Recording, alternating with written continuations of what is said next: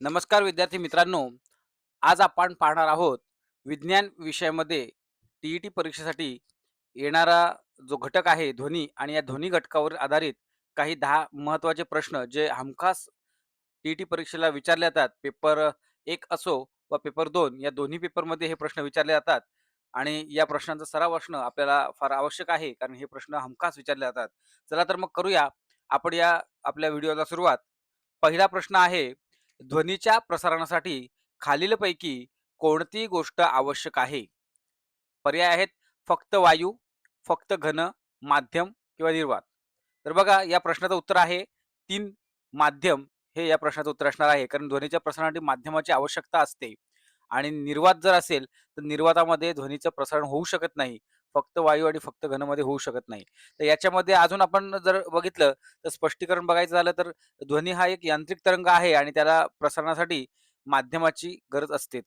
त्यामध्ये तो निर्वातामध्ये ध्वनी प्रवास करू शकत नाही, हे आपण पाहिलेलं आहे. तर बघूया दुसरा प्रश्न. दुसरा प्रश्न आहे, हवेत ध्वनीचा साधारण वेग किती असतो? तर या प्रश्नाचं उत्तर असणार आहे पर्याय क्रमांक 2, हवेत ध्वनीचा 340 मीटर प्रति सेकंद एवढा वेग असतो.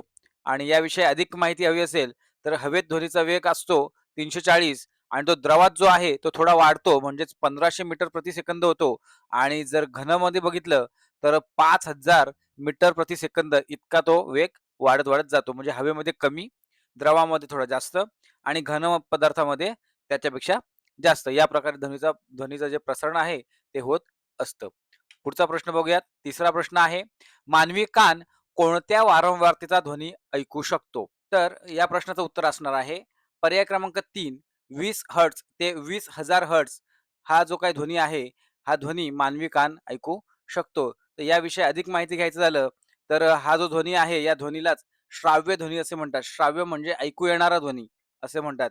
यामध्ये आपल्याला माहिती असेल की कमी ऐकू येणारा ध्वनी असतो त्याला अवश्राव्य ध्वनी असे म्हणतात आणि जास्त ऐकू येणारा ध्वनी जो आहे त्याला श्राव्यातीत ध्वनी असे सुद्धा म्हटलं जातं. मग श्राव्यातीत ध्वनी जो आहे तो सोनार सिस्टीम वगैरे हे आपण दुधाचं जर बघितलं तर त्यातले कीटक वगैरे मारण्यासाठी वगैरे असं केला जातो. ते पुढे बघूयात आपण, आपले प्रश्न आहेत. ठीक आहे. पुढचा प्रश्न बघूयात. प्रश्न क्रमांक 14 बघा, सोनार सिस्टीम.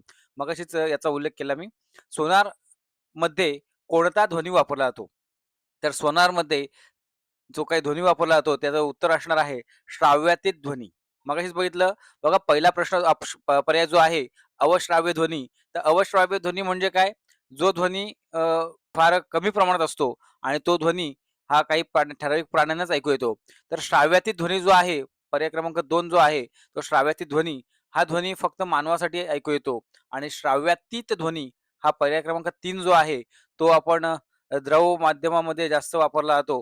कारण त्यामध्ये आपण समुद्राची खोली मोजणे किंवा पाणबुडी सोडणे यासारख्या उपकरणांसाठी किंवा याच्यासाठी आपण सोनार सिस्टमचा वापर करत असतो. प्रश्न क्रमांक 5वा आहे, 20 हर्ट्झपेक्षा कमी वारंवारतेचा ध्वनी कोणत्या प्राण्याला ऐकू येतो? बघा, 20 हर्ट्झपेक्षा कमी, एकदम कमी जर आवाज असेल तर तो ऐकू येतो हा हत्ती. म्हणजेच पर्याय क्रमांक 3 जो आहे, या 3 ऑप्शन हे आपल्या या प्रश्नाचं उत्तर असणार आहे. तर हत्तीला किंवा हत्तीच्या सोबत आपण बघितलं गेंडा, जिराफ हे जे प्राणी आहेत, हे प्राणी सुद्धा अशा प्रकारचा ध्वनी ऐकू शकतात किंवा हा तयार सुद्धा करू शकतात. यालाच अवश्राव्य ध्वनी असे म्हणतात. म्हणजे कमी, कमी वारंवारतेचा ध्वनी जो आहे, त्याला अवश्राव्य ध्वनी असे सुद्धा म्हटलं गेलेलं आहे. बघूया पुढचा प्रश्न. प्रश्न क्रमांक 6, दुधातील सूक्ष्मजीव नष्ट करून त्याला जास्त दिवस टिकवून ठेवण्यासाठी कोणती पद्धत वापरली जाते? तर बघा इथे आपल्याला लक्षात येईल की या प्रश्नाचं उत्तर पर्याय क्रमांक 3 श्राव्यातीत ध्वनी म्हणजे अल्ट्रासोनिक साउंड हेच आहे. मगाशी सुद्धा आपण बघितलं की सोनार पद्धत जी आहे त्यामध्ये सुद्धा श्राव्यातीत ध्वनी हाच वापरला जातो. एखाद्या समुद्राची खोली मोजण्यासाठी किंवा एखादी पाणबुडी शोधण्यासाठी याचा वापर केला जातो. ठीक आहे. तर दुधातील सूक्ष्मजीव नष्ट करण्यासाठी श्राव्यातील ध्वनी म्हणजेच सोनिकेशन प्रोसेस वापरली जाते. तसेच पाश्चरायझेशन पद्धत सुद्धा दूध टिकवण्यासाठी महत्वाची आहे. ठीक आहे. पुढे बघूया आपण 7वा प्रश्न. ताऱ्यांचे लुकलुकणे कोणत्या प्रकाशीय घटनेमुळे घडते? बघा, तारे आपल्याला लुकलुकतात म्हणजे काय? ताऱ्यांचा प्रकाश आपल्यापर्यंत पोहोचतो, मध्येच पोहोचत नाही. पोहोचतो, मध्येच पोहोचत नाही आणि म्हणून ते लुकलुकता वाटतात. तर या या प्रश्नाचं उत्तर जे आहे ते असेल पर्याय क्रमांक 2 अपवर्तन आणि अपवर्तन बघा वातावरणातील हवेच्या थरांची घनता जी आहे ती सतत बदलत असते आणि ती घनता बदलल्यामुळे ताऱ्यांकडून जो येणारा प्रकाश आहे हा वेगवेगळ्या दिशेने अपवर्तित होत असतो आणि त्यामुळे हे तारे जे आहेत हे आपल्याला लुकलुकताना दिसतात. ठीक आहे. पुढचा प्रश्न बघूया. प्रश्न क्रमांक 8. समुद्राच्या पाण्यात पोहणे सोपे वाटते. बघा समुद्राच्या पाण्यात पोहणे सोपे वाटते आणि नदीच्या पाण्यात पोहणे कठीण वाटते. असं का? तर नदीचं पाणी कोरड आहे म्हणून आहे का? समुद्राचं पाणी कमी आहे म्हणून का? नाही. तर समुद्राच्या पाण्याची घनता जी आहे ही जास्त आहे आणि जास्त घनता असलेलं जे पाणी आहे यावरती आपण पोहू शकतो किंवा थोडा तरंगत राहण्यासाठी आपल्याला त्याची मदत होते. पाण्याची घनता जास्त असल्यामुळे. ज्याची घनता जास्त तो जे वस्तू आहे, तो वस्तू खाली राहते आणि जी वस्तू ज्याची घनता कमी ती वस्तू वरती राहते. याप्रमाणे आपल्या या प्रश्नाचं उत्तर असणार आहे, समुद्राच्या पाण्याची घनता जास्त असल्यामुळे. ठीक आहे. बघा समुद्राच्या पाण्यात काय असतं, मीठ विरघळलेलं असतं आणि त्यामुळे त्याची घनता साध्या पाण्याच्या घनतेमुळे जास्त असते. त्यामुळे त्यावर प्लावी बल जास्त कार्य करते, अधिक कार्य करते आणि पोहणे सोपे होते. पुढचा प्रश्न आहे 9वा प्रश्न. खालीलपैकी कोणता सदिश राशीचा उदाहरण आहे? ठीक आहे. म्हणजेच व्हेक्टर क्वांटिटी. आता वेळ, तापमान, वेग आणि ऊर्जा हे जे पर्याय आहेत त्याच्यामध्ये आपल्याला सगळ्यांना माहिती आहे, की वेळेला कुठली दिशेची गरज नाही. तापमानाला कुठल्या दिशेची गरज नाही. ऊर्जेला दिशेची गरज नाही. पण वेग मात्र आहे. वेग म्हणजे जेव्हा आपण धावत असतो, चालत असतो, गाडी घेऊन जात असतो, विमान असेल, कुठली गाडी असेल, तर आपण त्या दिशेने जेव्हा जात असतो, त्या एका दिशेला जात असतो. मग दिशा त्याची बदलू शकते, परंतु ती दिशा त्याची गरज असते. म्हणून या प्रश्नाचं उत्तर जे आहे, हे असेल पर्याय क्रमांक 3 वेग. आणि वेग हीच सदिश राशी आहे आणि बाकीच्या ज्या आहेत त्या आहेत अदिश राशी असणार आहेत. 10वा प्रश्न आहे एसआय प्रणालीतील मूलभूत राशींमध्ये विद्युतधारेचे एकक कोणते आहे?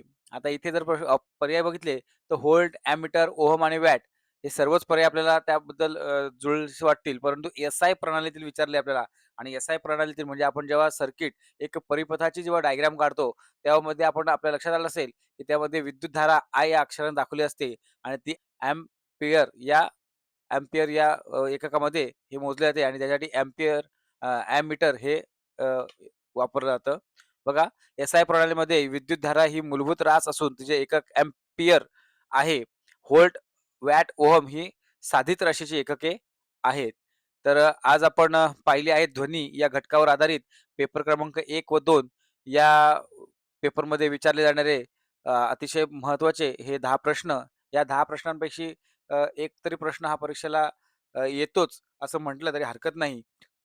तर हे प्रश्न आपल्याला आवडले असतील, तर आपल्या या व्हिडिओला लाईक करा, गरजू विद्यार्थ्यांना शेअर करा आणि आपल्या स्वरूपा अकॅडमी या चॅनलला सबस्क्राईब करा. जेणेकरून असेच नवनवीन व्हिडिओ तुम्हाला या चॅनलचे लवकरात लवकर पाहायला मिळावेत यासाठी नोटिफिकेशन मिळेल.